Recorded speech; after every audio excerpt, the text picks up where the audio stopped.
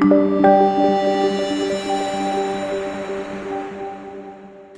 za predstavenie, ďakujem za pozvanie.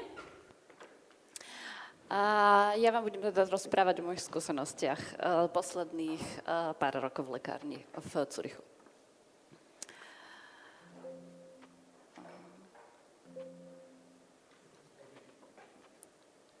Aha, ďakujem. Na začiatok prosím nezlaknite sa, budem používať relatívne veľa nemčiny.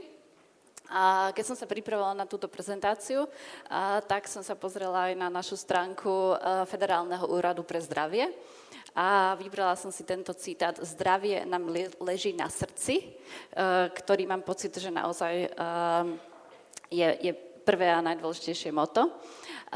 Vo Švajčiarsku sa mi páči to, že zodpovední si uvedomili, teda v kontexte nás lekárnikov, aký potenciál máme v zdravotníckom systéme a tento sa rozhodli aj využívať. Vďaka tomu vám môžem aj prezentovať, čo robíme.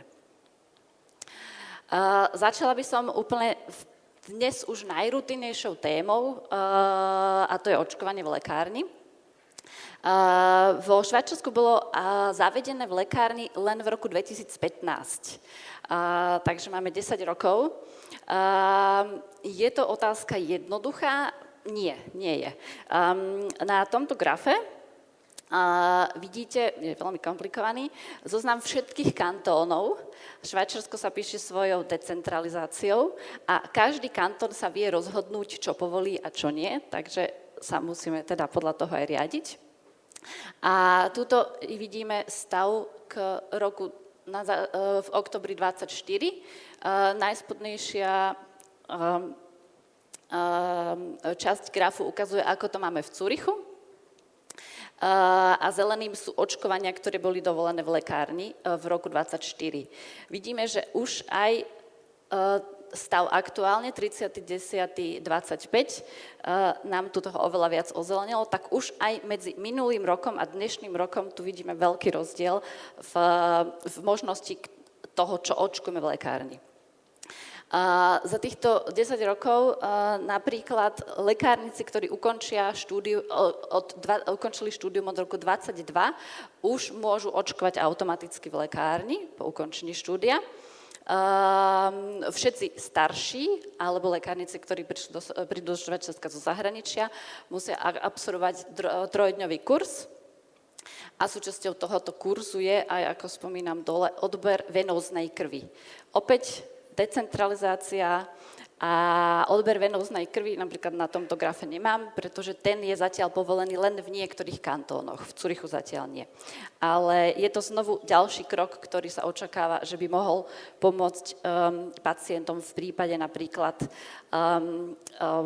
odoberiem krv, pošlom ju do labáku, ako lekárnik viem zhodnotiť, či nejaké hodnoty sú hraničné a v prípade nejakej vážnej veci viem pacienta poslať k lekárovi alebo viem zasiahnuť aj v lekárni.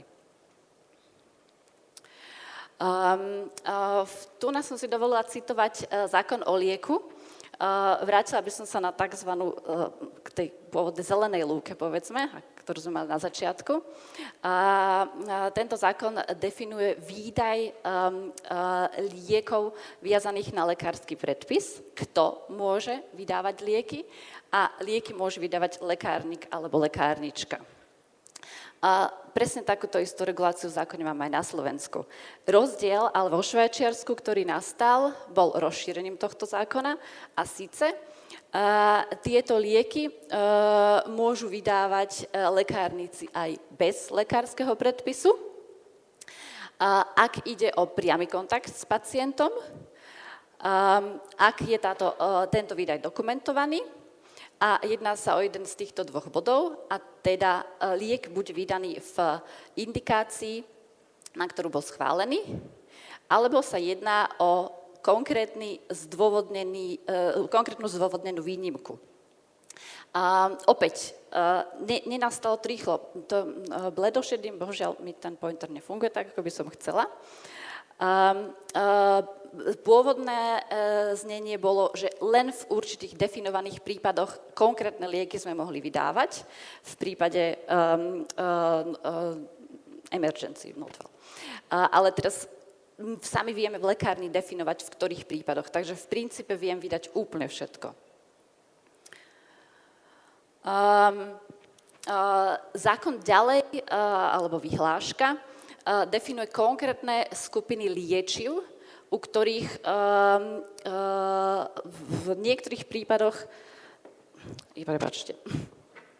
v niektorých prípadoch sa povie, že je to definované len pre dospelého, definujú nám, ktoré účinné látky, v akých dávkach, ale keď sa napríklad pozrieme, ak ide o problém dýchacích ciest, liek môžeme vydať už aj dieťaťu od 6 rokov, alebo musíme informovať ošetrujúceho lekára. Ale liek môžeme vydať. No a teraz, ale dostávame sa aj do situácie, ktorá je taká, že máme pred sebou pacienta, ktorý buď pozná alebo nepozná liek, môže sa jednať o rôzne druhy situácií. Buď lekár nie je dostupný a potrebuje nutne pacient liek, alebo sa pacient liek nepozná a v tom prípade sa sami musíme počas poradenstva rozhodnúť, čo vydáme. A toto rozhodovanie nám uľahčí povinné vzdelávanie lekárnikov, kde bola v podstate od roku 2018 zavedená povinná kvalifikácia, ktorú by sme mohli prirovnať atestácii lekárov na Slovensku, kde počas 2 rokov je predpísané množstvo školení, ktoré každý lekárnik musí absolvovať. A na základe toho môže vykonávať svoje povolanie odborného farmaceuta a môže lepšie zabezpečovať služby pre pacientov. Kurzy, ktoré sa absolvujú, sú buď vo všelijakých konkrétnych špecializáciách, dermatológia, pediatria, pneumológia, cestovná medicína, alebo vzniklo relatívne neskoro anamnéza v základnej zdravotníckej starostlivosti, ktorá potom má v podstate mix všetkého, či ide od problémov očí, uši, všetko, čo sa týka ľudského tela. Ako príklad som si dovolila použiť presný algoritmus, podľa ktorého pracujeme. Dané kurzy sú vypracované vždy v spolupráci s lekármi. V lekárni sa potom používame algoritmy, ktoré nám zabezpečia to, aby nebolo nič zanedbané. Máme tu tzv. Red flags, to sú body, pri ktorých v podstate automaticky posielame pacienta k doktorovi, lebo ide, alebo by mohlo ísť o nejaké komplikovanejšie prípady. Tento algoritmus sa týka bolesti ucha. Keď sa pýtame na základné 3 symptómy, vieme určiť, či ide o ochorenie, o problémy vonkajšieho zvukovedu, stredného alebo vnútorného ucha. Zároveň sa vieme v lekárni pomocou otoskopu pozrieť priamo do ucha. Vieme, ako vyzerá zdravý bubienok a ako by mal teda vyzerať v spojení s zdravým vonkajším zvukovodom. A keď vidíme cez otoskop patologický nález, ktorý sa môže nachádzať v začiatočnom štádiu, tak sa rozhodneme, že vydáme kvapky, ktoré dezinfikujú, vydáme napríklad ibuprofen proti bolesti, dáme základné odporúčania pacientovi a zároveň sú lekármi pri príprave algoritmov a školení aj presne určené ďalšie kroky, ktoré by sme mali teda očakávať a ako máme pacientov ďalej navigovať. Ak sa ale, ako tu som na obrázku pripravila, jedná o infekciu, ktorá je už naozaj v pokročilejšom štádiu, mám právomoc vydať aj antibiotikum s kortizónom. Keď sa rozhodujeme v lekárni, že vydávame lieky, ktoré by historicky sme mohli pomenovať ako definitívne ako viazané na recept, tak zároveň si k dokumentácii vždy vypýtame aj kontakt od pacienta telefonicky a v závislosti od toho, o aký problém v lekárni ide, tak stanovíme si, alebo respektíve definovaná, dĺžka, ktorá by pre terapiu mala byť dostatočná a v takomto časovom úseku sa potom pacientovi ozveme, aby sme zistili, či tento pacient pocítil úľavu, alebo teda sú tu ďalšie problémy a naozaj buď ďalšiu konzultáciu v lekárni, alebo potrebujú ísť k špecialistovi. Takže to bolo ochorenie vonkajšieho ucha, ochorenie stredného ucha. Tie môžu byť komplikovanejšie. Opäť vyzerá to inak. Školný personál vie teda rozhodnúť, že sa nachádzame v inej kategórii problému. A znovu vieme teda odporučiť terapiu. Z bolesti ucha máme potom ešte tretí prípad, ktorý relatívne často prichádza do lekárne a to máme tubenkatar, ktorý opäť na základe anatómie vieme správne diagnostikovať a vieme ponúknuť správne terapeutické riešenie. Ďalší príklad, tu mám konjunktivitídu. V praxi najčastejšie sa stretávame s bakteriálnou konjunktivitídou, kde vydávame v prvom stupni tohto algoritmu opäť len dezinfekčný prípravok. Ak nenastane zlepšenie, tak vieme vydať antibiotické očné kvapky. Pasový opar som vybrala ako prípad, kde vieme v prípade nekomplikovaného pasového oparu u mladších osôb, ak si to pacient želá, ak je terapia antivirálna želaná, tak môžeme vydať antivirotika. Ak je neželaná, tak poskytneme odporúčania, ako by mal pacient v tomto prípade ďalej konať, pretože vieme, že u mladých osôb komplikácie nenastávajú tak často.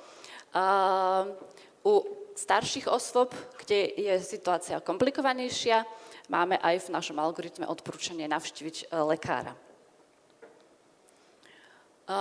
No a ako posledný prípad som si vybrala prípad ochorenia močových ciest u žien, pretože v tomto prípade v konečnom dôsledku, ak naša neantibiotická terapia a naše odporúčanie antibiotík nie je úspešné, tak v konečnom dôsledku môžeme vydať aj orálne antibiotika.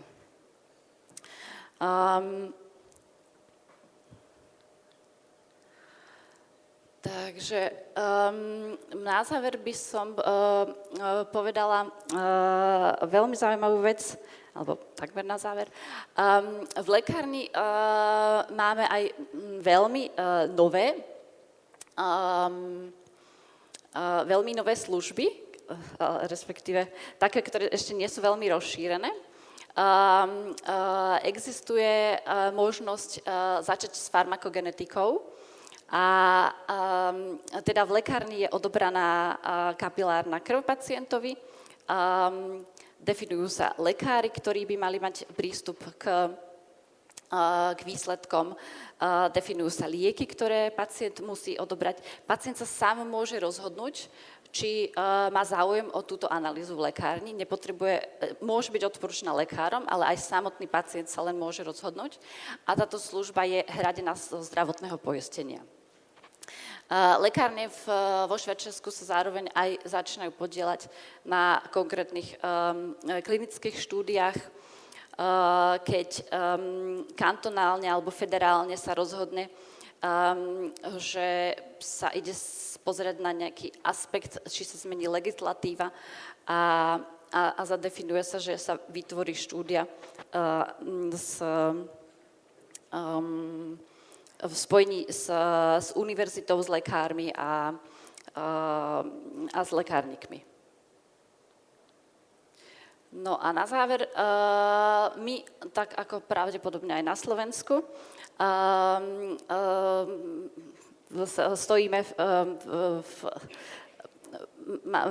musíme vedieť stať voči rôznym výzvam a s nimi pracovať.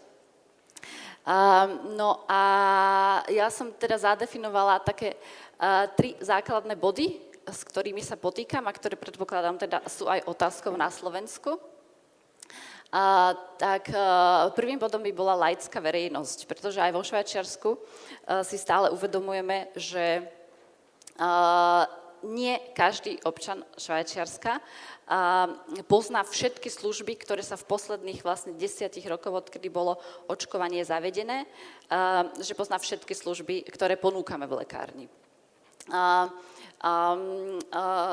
Toto vieme prekonať tým lokálne, že všetkých našich pacientov alebo aj verejnosť, ktorí si prídu len napríklad kúpiť aj nejaký liek alebo len kozmetický prípravok do lekárne, tak informujeme aktívne o našich službách a zároveň aj Švajčiarsko si uvedomuje dôležitosť a vedú sa všelijaké kampane, ktoré informujú o všetkom, čo je nové v lekárni.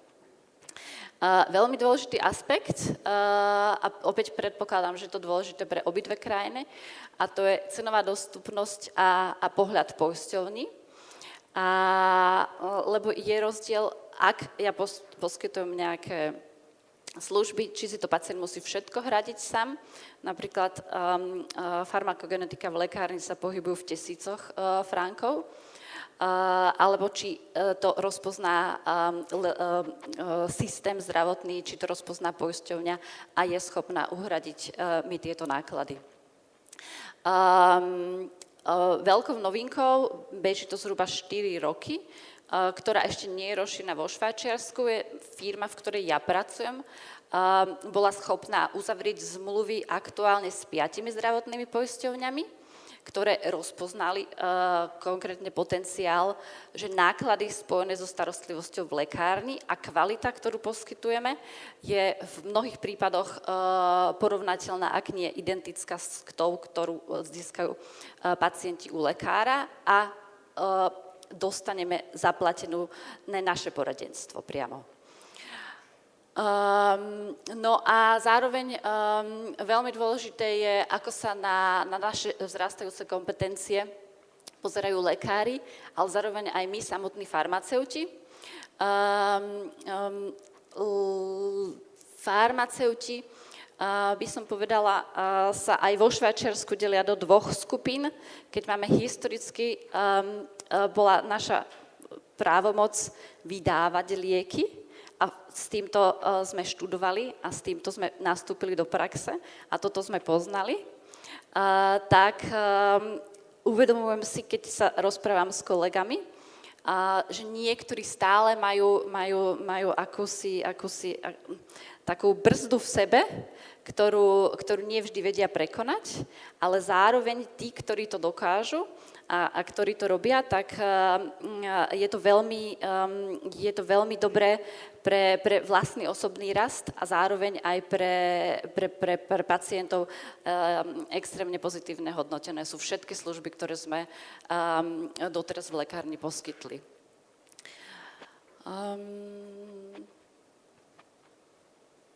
Mohli by sme sa... Ja by som týmto ukončila. A keď by niekto mal...